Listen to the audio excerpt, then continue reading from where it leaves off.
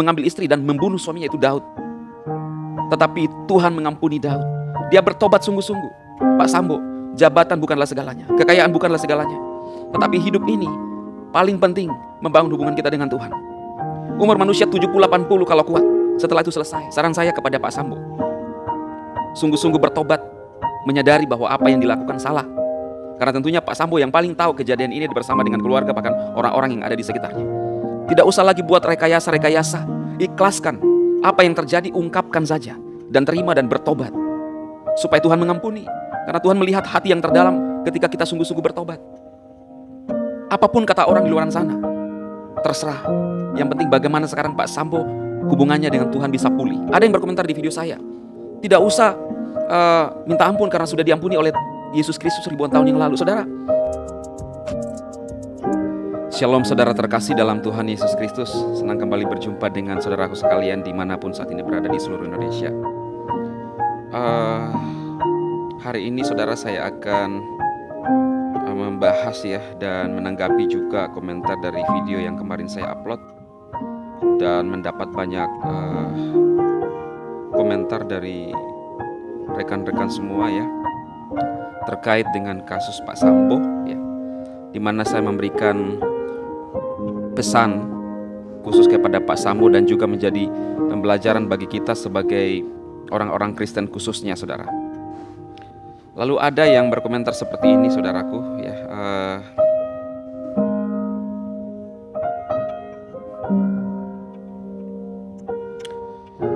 dari Farlen Sumarandak ya. Bapak Sambo, kami umat Kristen sangat berharap agar Bapak bisa diberi kekuatan dan kesehatan untuk menjalani hukuman apapun itu harus dengan ikhlas, dan kuatkanlah hatimu menghadapi apapun masalahnya. Kita semua perlu sadari kita cuma manusia biasa, tidak pernah luput dari kesalahan, dosa, dan perbuatan.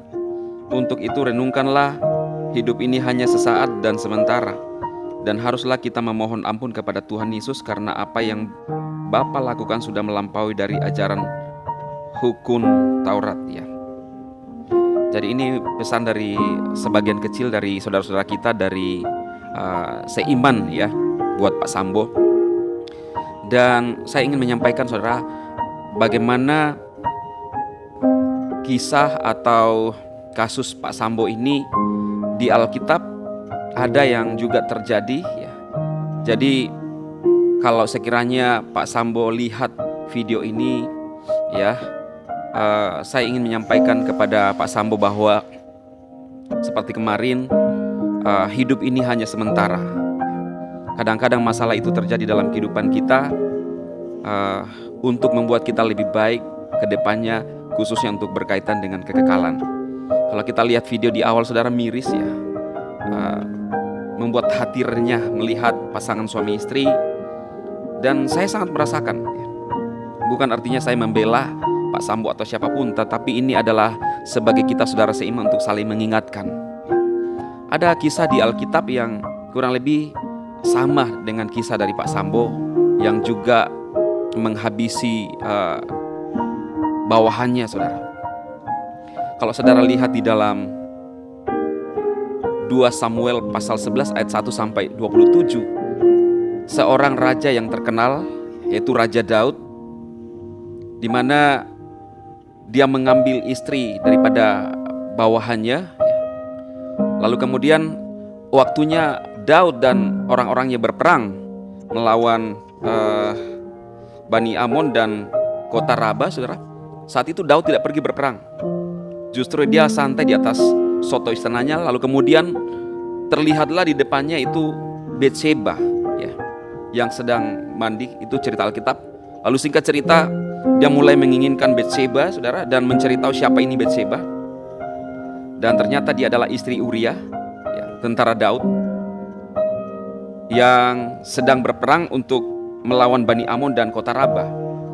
Dan Daud ternyata menginginkan wanita ini, akhirnya berbuat dosa saudara ya. Tidak perlu lagi saya jelaskan kepada saudara, dia berbuat dosa dan akhirnya diberitahukan kepada Daud bahwa Betseba mengandung. Daud panik saudara. Ketika panik, dia mengirim surat kepada Uria untuk segera datang dan pergi ke rumah bersama dengan istrinya bersenang-senang. Ini kan satu kejanggalan. Orang lagi berperang, tiba-tiba raja mengirim surat kepada Uria, suami Betseba, untuk berbulan madu. Ini sudah mulai menutupi kesalahan. Tetapi karena Uria tidak mau, saudara, dia berkata, mana mungkin saya bersenang-senang sementara saudara-saudara saya bertempur di medan pertempuran. Saya tidak mau, tuanku raja. Kemudian karena Uria tidak mau mengikuti anjuran Daud untuk pergi ke rumahnya bersenang-senang dengan istrinya, maka muncul ide yang jahat lagi dalam diri Daud dengan menulis surat kepada Yoab, supaya pada saat terjadi peperangan, taruhlah Uria paling depan, supaya pada saat terjadi pertempuran Uria bisa mati. Saudara, apa yang dilakukan Daud ini sesuatu yang jahat. Otak daripada pembunuhan daripada Uria sendiri, karena dia sudah melakukan kesalahan itu dengan mengambil istri Uria sendiri. Ini kan sangat jahat, saudara. Ya, kasus ini kurang lebih sama lah. Ada wanita di dalamnya, ada peran-peran wanita di dalamnya. Ya, artinya ada juga di sana pembunuhan. Lalu apa yang terjadi dengan kisah ini? Uria mati dan Daud mengambil Betseba sebagai istrinya dari hasil kejahatan, saudara. Ini sesuatu yang sangat jahat. Tetapi kita lihat bahwa ada pengampunan ketika kita sungguh-sungguh bertobat datang kepada Tuhan. Saran saya kepada Pak Sambo, sungguh-sungguh bertobat, menyadari bahwa apa yang dilakukan salah. Karena tentunya Pak Sambo yang paling tahu kejadian ini bersama dengan keluarga, bahkan orang-orang yang ada di sekitarnya. Tidak usah lagi buat rekayasa-rekayasa. Ikhlaskan apa yang terjadi, ungkapkan saja dan terima dan bertobat, supaya Tuhan mengampuni. Karena Tuhan melihat hati yang terdalam ketika kita sungguh-sungguh bertobat. Apapun kata orang di luar sana, terserah. Yang penting bagaimana sekarang Pak Sambo hubungannya dengan Tuhan bisa pulih. Ada yang berkomentar di video saya, tidak usah minta ampun karena sudah diampuni oleh Yesus Kristus ribuan tahun yang lalu. Saudara, ini beda konteksnya. Yesus Kristus datang untuk mengampuni orang yang mewarisi dosa dari pelanggaran dari Adam dan Hawa. Dan manusia tidak luput daripada kesalahan ketika mungkin perjalanan kehidupannya. Kita perlu bertobat sungguh-sungguh. Artinya pada saat Tuhan Yesus datang menebus dosa manusia, itu melakukan penebusan untuk dosa yang kita warisi dari nenek moyang kita.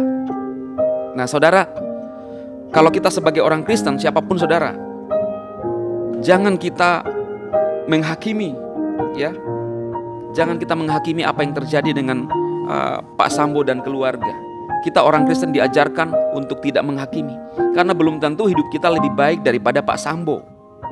Dan belum tentu pada akhirnya, saudara, ketika nanti terjadi penghakiman, kita lebih baik daripada orang yang kita hakimi. Saudara, kejahatan itu bisa terjadi karena ada beberapa faktor. Ada orang yang memang hatinya jahat dari dulu, selalu memikirkan hal yang jahat.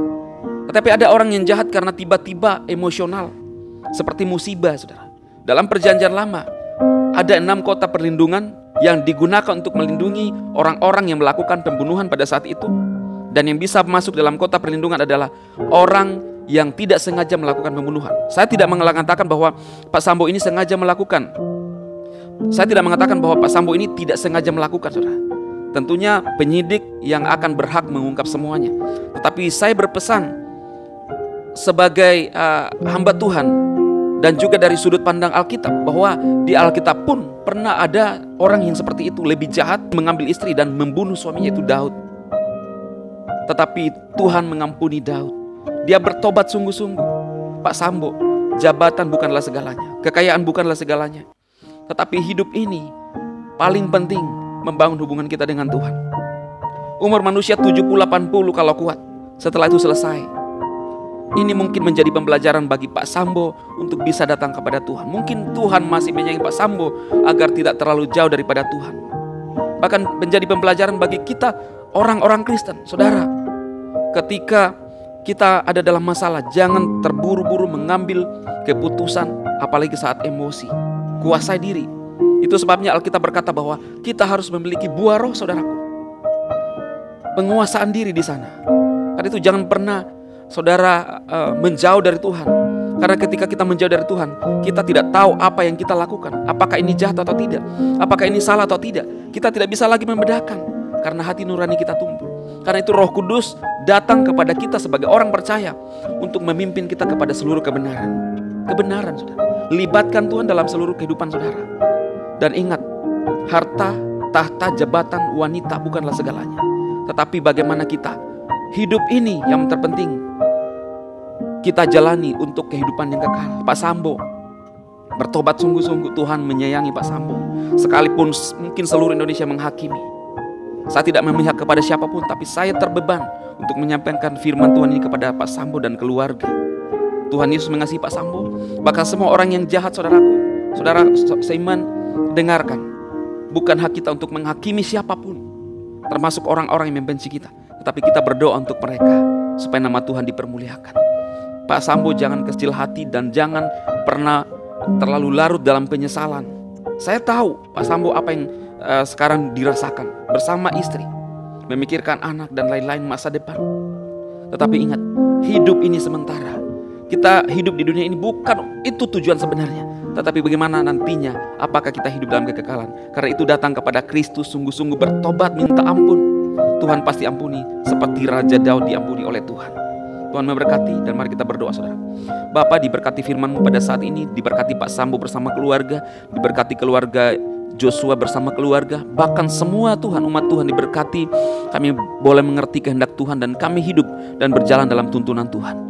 Dalam Kristus Yesus kami berdoa, haleluya, amin. Tuhan memberkati saudara sekalian, amin.